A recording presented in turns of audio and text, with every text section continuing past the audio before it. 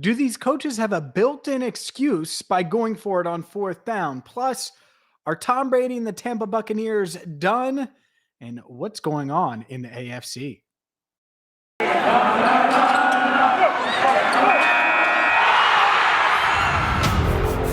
You are Locked On NFL, your daily NFL podcast. Part of the Locked On Podcast Network, your team every day.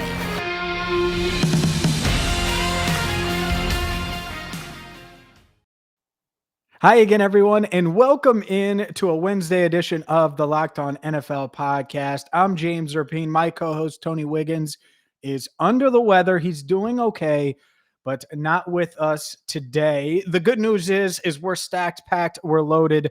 If you want to tweet Tony, let him know that you're thinking about him. That would be good. I told him, I was like, look, Tone, don't power through. The holidays are coming up and you have to be good to go on the holidays. This is why you have a co-host. This is why you have someone you can lean on Wednesdays. And a quick reminder to make us your first listen, not just on Wednesdays, but each and every day here on Locked On NFL, because we're going to give you the latest news each and every day. Let's be honest. It is late December now. It is time for the cream of the crop to rise in the league. And we're going to dive into that today. We're going to get into the Tampa Bay Buccaneers, what's gone on there, their injuries and issues that they suddenly are having and seem to always have against the Saints. Are they done? Plus, the AFC playoff race is weird. It's wacky. I'm in Cincinnati, and suddenly the Bengals, the team I cover, are the fourth seed. They're leading the division in the AFC North. But I want to spend some time at the top of the AFC. But before I do all of that, let's start with a team that probably should be at the top of the AFC. And it's something that a lot of you are going to question and knock me on and say, well, the numbers this and the numbers that. And I get it. There's a place for analytics. I do. And I'm not dismissing them. And I don't think, that you need to be a football guy and go with your gut and all that stuff. At the same time, let's be honest here. Brandon Staley, he's coaching reckless. And you can say, oh, well, this is what we do. This is who we are. We're going to go for it on every fourth down. And the numbers say, you know what the numbers have become, where it's like, you have a 46% chance if you go for it versus a 43% chance. It's such a built-in excuse that lets these coaches off the hook. And yeah, the numbers might say one thing. It also might be the wrong decision. And sometimes getting points is the right decision. Well, field goals aren't going to beat the Chiefs. Oh, you're playing to lose if you kick field goals. I hear all that. I hear all those arguments. They're dumb arguments. Sometimes points matter, specifically at the end of games where most of these NFL games, and I watch a ton of NFL football, come down to the final possession, come down to the final minutes, go to overtime. Wouldn't you like to have that 24-yard field goal at the start of the game? I get it. You want to go for it on 4th and 5 from the 5. I understand that it can work out sometimes. And I also understand rolling the dice or sticking with the numbers. There's also a time and a place for that. And so you can be all gung-ho like Brandon Staley. That's fine. The Chargers aren't going to win the Super Bowl. Just put a fork in them now. They're just not. Not like that. You're not going to do that. That's not going to work. Promise you. On the other side, I get it. You don't want to be overly conservative, and that's the part of this. Staley's going to find a balance. He's not going to go for it 30% of the time throughout his career with the Chargers. He's not. And he might say that. That's fine. And look, I get it. Justin Herbert's really good, and that Chargers team is really explosive offensively and all of that. But there's times where you just need the points, where you want to go up 7 going into halftime because it's more than 4. Right? It's just there are times when it matters. And yeah, you could argue, oh, well, if they get it, then the game's up. Well, not necessarily. Everything changes. Everything changes. And going up 7 or going up 10, and I get not settling for both field goals in the first half against the Chiefs. And I know I'm revisiting a game from week 15 way back when, but it's not just him. On Sunday, John Harbaugh, for the second straight week in a row, goes for 2. I get it. Aaron Rodgers, the Packers, but you're at home. Huntley's playing well. You've moved the ball up and down the field, up and down the field. That Green Bay defense is tired, and you have the best kicker in football. So, like, I understand going for it, but the play matters too. And this is the part. There's been these clips of Harbaugh, like, yeah, first off, it was the one with Lamar early in the season. Do you want to go for it? All dramatic and stuff. And then he asked his guys right before. I love that. I do. I also think if I'm the Ravens and my offense is moving the ball up and down the field and I'm at home, and by the way, I have the best kicker in the history of the game, you do have an edge there. You do have an edge against the Packers, and your guys are confident. And so, yeah, you can do that.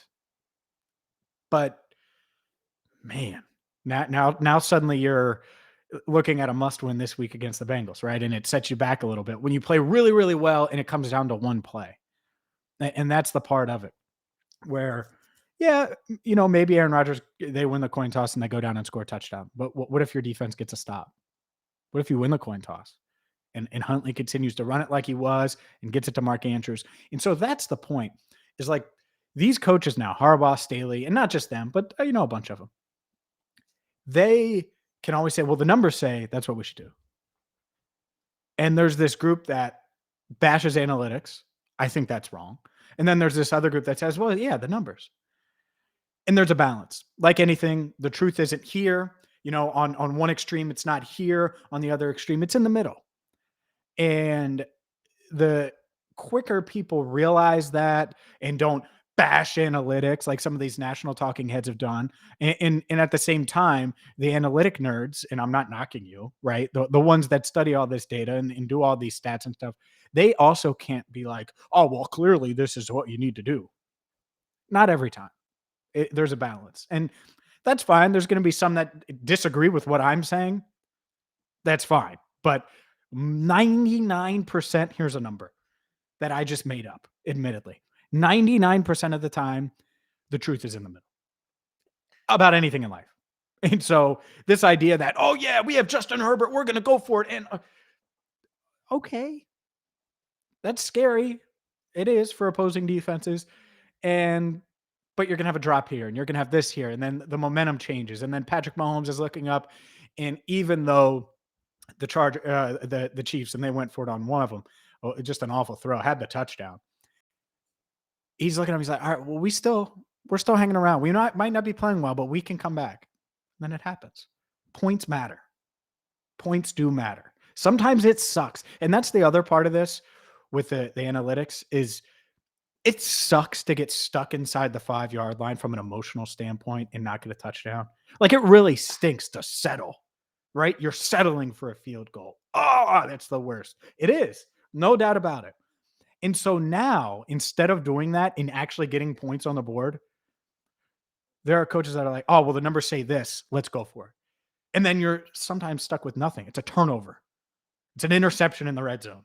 Think about that. That's what sometimes it's okay taking the points. That's all I'm saying. Sometimes it's okay taking the points. I also agree with being aggressive, and there's a happy medium in between the two that I think some of these coaches in some situations have gone off the rails on. And, if you have Justin Tucker, you're at home. I get it. It's Aaron Rodgers. I understand it. So I also want Tyler Huntley rolling out with one option, Mark Andrews. Is that the play? So that's part of it too. It's the play call for the 2-point conversion. The 4th downs, Brandon Staley got it wrong. He might not admit it. That might be who they are. What the Chiefs are is not a Super Bowl winning team in 2021. Up next, are the Tampa Bay Buccaneers going to repeat? Because, well, that was an ugly loss to the Saints at home. We'll discuss that next. But first, I got to tell you about Super Bowl 56, because Super Bowl 56 at SoFi, less than 100 days away. And On Location is the official hospitality partner of the NFL. It's the only place to score a once-in-a-lifetime Super Bowl ticket and experience package. Select your exact seats and choose from elite experiences featuring an exclusive pregame celebration with NFL legends, 5-star Los Angeles hotels, and food by the great Wolfgang Puck. Visit onlocationexp.com/SB56 for more information, or search Super Bowl On Location. It's On Location, exp.com/super B or SB56. Again, On Location, exp.com/SB56, or search Super Bowl On Location. When you go to Super Bowl 56 with On Location, will Tampa Bay and Tom Brady be playing in their second straight big game? A lot of people would say no. A lot would. Buccaneers are 10-4. They're the third seed in the NFC. They're firmly behind, at least as I record this on Tuesday afternoon. I know we still have some games. They're firmly behind the Green Bay Packers, who I think are going to coast and get that bye. Look, I understand it. The panic and all of that. And I know what happened last year. I think it's fair to be pretty concerned about Tampa Bay for a few reasons. They've had injuries all season long. It's not just one injury. It's not, one position group. It's all over. Their defense, their secondary has been banged up. And yeah, they played well the other day against Taysom Hill, right? And I think Bruce Arians made some questionable decisions to go for it, not go for it, etc. in that game. That being said, the injuries are taking their toll. Now, no Chris Godwin for the rest of the season. Mike Evans seems to get up funny on every other play, and I'm not knocking him. He is a great player, but he's clearly dinged up. And yeah, Antonio Brown's coming back. What year is it again? Oh, it's 2021. Antonio Brown, you're banking on him. And I think he's really, really good still. But man, this team, they have no Giovanni Bernard right now. Leonard Fournette's banged up. No Chris Godwin for the rest of the season. At some point, it's too much to overcome. And I don't mean it's too much to overcome in the regular season. No, they're not done. The Tampa Bay Buccaneers are going to finish 13-4. They play the Panthers, they play the Jets, they play the Panthers. They should finish 13-4. And then after that, get the second seed. And yeah, they'll have to play Green Bay maybe in the NFC title game in Green Bay. They won there last year. So I don't think any of that stuff is really an issue. And getting the one seed, it does matter, getting the bye, no doubt. At the same time, I don't think that's a huge issue. But the issue is injuries. And it's hard to flip the switch, so to speak. And this team is going to have to do that. Now, if it was just Chris Godwin, and I say that, I know he's a really, really good player, I think they could overcome it. Right? I do. I think Tyler Johnson's a good player. I think Scotty Miller's a good player. Jalen Darden, the rookie, is a pretty good player. And so those guys could collectively step in. But can Antonio Brown be Antonio Brown? Like the explosive guy that earlier this year looked like he might end up being their number one receiver at times. Can he be that by the playoffs? Not necessarily this week, by the playoffs. Can Mike Evans stay healthy? Will this secondary get to where it was at the end of last year? Will this pass rush come together? There's just a lot of questions. And so, no, I don't doubt Brady. And I really don't even doubt the offense. And yeah, Leonard Fournette, could he miss some time? Sure. But I don't think he's going to be out for the postseason or anything like that.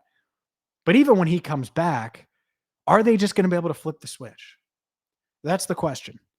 And it's a question that I never want to count out the Buccaneers because of Tom Brady, because of that pedigree, because of the talent. They have a ton of talent. It's not just banking on, like the last year in New England, Brady's last year, you knew it was done. You knew it was over. You knew they didn't have enough talent. And this team does, but they haven't put it together fully. They haven't been as dominant. And that might be good because they're still chasing. If you recall, the Packers coming off of their Super Bowl year, they were undefeated. I think they started like 14 or 15-0 way back in, it was 2011. And then they lose first round of the playoffs. And it's like, what the heck? Or their first playoff game because they got the bye. They got one of the byes because there was two byes then. I understand it. It's good that they're chasing, right? That they need to strive, that they have this adversity. Part of that's good. But at some point, you want them to hit a gear. And that might be this week against Carolina, and then the Jets, and then Carolina. And then suddenly they're rolling. At the same time, injuries are hard to overcome. And Chris Godwin made a lot of big plays in the playoffs last year. And I know they didn't have Antonio Brown for part of the playoff run. Not saying they can't overcome it. Not saying that Giovanni Bernard might try to find his way back. I think he would have been a difference maker against the Saints over this past weekend. They just didn't have anybody that could catch the ball. And Ronald Jones will be good enough for now. But winning a Super Bowl is hard. And if you're banged up, if your secondary is ailing, if you're trying Richard Sherman at safety, if all those things are happening and then your offense is sputtering a bit, it's going to be hard.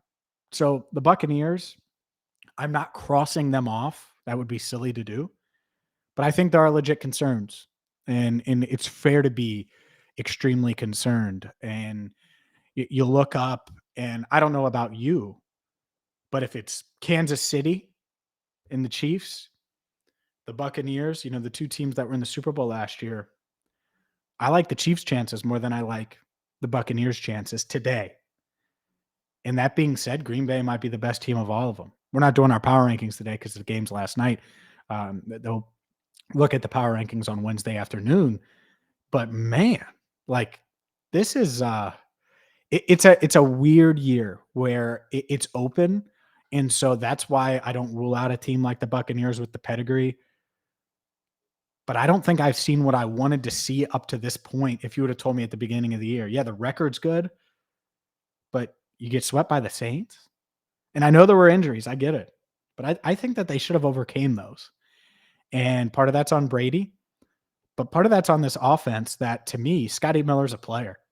To me, Tyler Johnson's a player. And those guys failed, right? There were multiple drops in that game in critical moments. Rob Gronkowski had multiple drops. So they need to figure that part out. If they do, I think they'll be right there. And who knows? Maybe some of these guys on the Buccaneers, they can come back and heal up. And, Built Bar might help get them there. The number one protein bar on the planet. This one that I have, if you're watching on YouTube, and you should subscribe to our YouTube page and follow wherever you get your podcast. But this is a blueberry muffin one. Love it. I love it, love it, love it. And the great thing about Built Bars, and I talk about this all the time, they're the number one protein bar on the planet. I have one each and every day because they're high in protein, they're low in sugar, they're low in calories, and they taste great. They taste like a candy bar because they're covered in 100% chocolate, and they have a flavor for everybody, whether it's cookie dough, whether it's coconut almond. There's something for everyone, blueberry, raspberry. So you just go there right now, built.com, check out everything they have to offer. And just because you listen to Locked On NFL, you're going to get 15% off with promo code LOCKED15. It's that simple. Promo code LOCKED15 at built.com, and you're going to get 15% off your order. Don't delay. I get it. You want to get in better shape in 2022? Built Bars can get you there. Again, use promo code LOCK15 for 15% off at built.com. I mentioned Kansas City, and I kind of want to go through, we went through the NFC a little bit there. I want to go through the AFC, because to me, Kansas City is exactly where I expected them to be. They're the scariest team. They're coming to Paul Brown Stadium in Cincinnati in week 17. Can't wait to watch them. I think they're awesome. And that's why, going back to the first segment of the show, I absolutely take points against them early, because the offense still isn't all the way cooking. They're close, and they're showing signs, right? And now they're the number one seed in the AFC again. I think they're going to wrap up that number one seed. We'll see. But this team has such a high ceiling. And when you think back to the year they actually won the Super Bowl a couple years ago, that was the year after Mahomes exploded and brought the Chiefs to the AFC Championship game, and they lose to the Patriots that year, and it was the Rams losing to the Patriots in the Super Bowl. The following year, when the Chiefs won the Super Bowl, they didn't get off to the best start. Mahomes was dinged up. He's in and out a little bit. I believe he missed a couple of weeks, and it was just like a up and down first half, first three quarters of the year. And then they hit it, and they hit their stride. And I wonder if that's what we just saw. I mean, they've won a bunch of games in a row, right? They were 3-4. Now they're 10-4. Do the math, James. 7 in a row. But a comeback like that against the Chargers can really fuel you and can really bring the guys closer. The defense is playing better. The offense still isn't all the way there yet, and they're 10-4. So to me, If there's a team in the AFC, it's the Chiefs. And then in the NFC, it's Green Bay. And it's wild because as much parity as there's been this year, and there's this whole cluster, especially in the AFC, of 7-7, 8-6, where let's see, who was it? The Browns on Monday night. They lose to the Raiders on a last-second field goal. That last-second field goal cost them 8 spots in the AFC playoff race. They went from the 4th seed with a win in number 1 in the AFC North, dropping down to 12th. And it's 8-6 versus 7-7. It's not like the record changed 4 games, and yet they dropped that many spots. So every game is crazy. It costs so much. And it's going to be interesting to see how it plays out over the next few. I can't remember an NFL season like this, and we still have 3 weeks to go. The thing that I'm looking at, and I think is really interesting, is the Bills. Bills play the Patriots this week. I think the Bills, this might be a hot take because they lost to the Patriots in that weird weather game a few weeks ago. Buffalo should have won that game. They tried to be this ground and pound team against the Patriots. And offensive coordinator Brian Daboll did that. And I'm looking, I'm like, no, run the ball with Josh Allen, spread the Patriots out, let Josh Allen make plays with his feet. And then when you suck that defense in, because after a couple of plays like that, it's going to change, have him throw over the top. Use your weapons. Don't try to be this ground and pound Patriots team. I get what the weather is. Josh Allen was slicing and dicing through that weather. And I thought that was a missed opportunity. And so I'm curious to see the Patriots 9-5, the Bills 8-6, AFC East on the line. If the Bills win out, they win the division and could be right on the Chiefs' heels like everyone expected at the start of the year. Hell, some picked them to win that AFC. I didn't, but okay. They're certainly capable of doing it. Go to New England and get the win. Show everyone that it's not just the Patriots dynasty isn't just going to continue, and their dominance on the AFC East isn't going to continue. Go do it and rely on Josh Allen, and that's the part of it. Be true to who you are, because I don't think they were true to who they were. They tried to play the way the Patriots wanted to play, an out physical them. I get being physical. You're not a between the tackles running team where it's I formation. Josh Allen hands the ball off 3.5 yards in a cloud. That's not it. And what is it is spread them. We got Diggs over here, Gabriel Davis over here, Emmanuel Sanders here, Cole Beasley. Okay, tight end here. All right. I'm going to read 1, read 2. I'm going to run it if I have a running lane. If those 2 reads aren't open, or I'm going to buy time. And that's the part. Now, we don't know what the weather's going to be like in New England, but it's late December. And I doubt it's going to be 65 and sunny at Gillette. And if so, that's fine. That should favor the Bills because they like to push the ball down the field and have fun on offense and really get it going. But that's the part of it. You have to put pressure on this Patriots offense to throw and to throw and to throw some more. And that's what the Colts did this past week. And then you're going to make Mac Jones make a mistake or two. He's a rookie. And the Patriots clearly aren't trusting him the way, the Chargers trusted Justin Herbert as a rookie, or the way the Bengals trusted Joe Burrow as a rookie. Mac Jones is fine, but he doesn't have the weapons like that. And he certainly isn't on that level of quarterback, at least in my opinion. Maybe others think so. I don't think that. I think he's good, but I think there's a reason the Patriots lean on their defense and run game because it's their strengths, which, not knocking them, I think it's the way to go. But if you're the Bills, get out to an early lead, apply pressure on the Patriots offense to throw the ball and to abandon the run game a little bit. And if you do that, I think you have a shot to win and essentially control your own destiny in the AFC playoff race, in the AFC East at least. So, man, it's crazy. I'm looking at these standings here on Tuesday afternoon, and there's just so many teams on the bubble. Right? 8-6, good enough for the bubble for the Ravens. 7-6-1 for the Steelers. 7-7 Raiders. 7-7 Dolphins. 7-7 Browns. 7-7 Broncos. It's crazy. The only teams that have been eliminated in the AFC playoff race: 2-2 Jacksonville, 2-11-1 Detroit, 3-11 Houston, 3-11 New York, and 4-10 Chicago. are the only teams that have been eliminated in the playoff race thus far. So just wild times. But we're going to have you covered every step of the way. We are right here on Locked On NFL. So make sure you check that out. If you're looking for Bengals coverage, I know some of my Bengals listeners watch this and listen to this. Check out Locked On Bengals. Check out Locked On Jaguars. I know Tony's going to power through. And thank you so much for making us your first listen each and every day here on Locked On NFL. So that's going to do it for a Wednesday edition of Locked On NFL. Make sure you have a wonderful, wonderful holiday. Merry Christmas to you if you celebrate Christmas. And man, it's been a crazy, crazy time. Only one more Locked On NFL show for me in 2021, which is wild. I can't wait for it. Can't wait to talk to you guys each and every week. Again, thank you so much for listening, and we'll talk to you soon right here on the Locked On NFL podcast.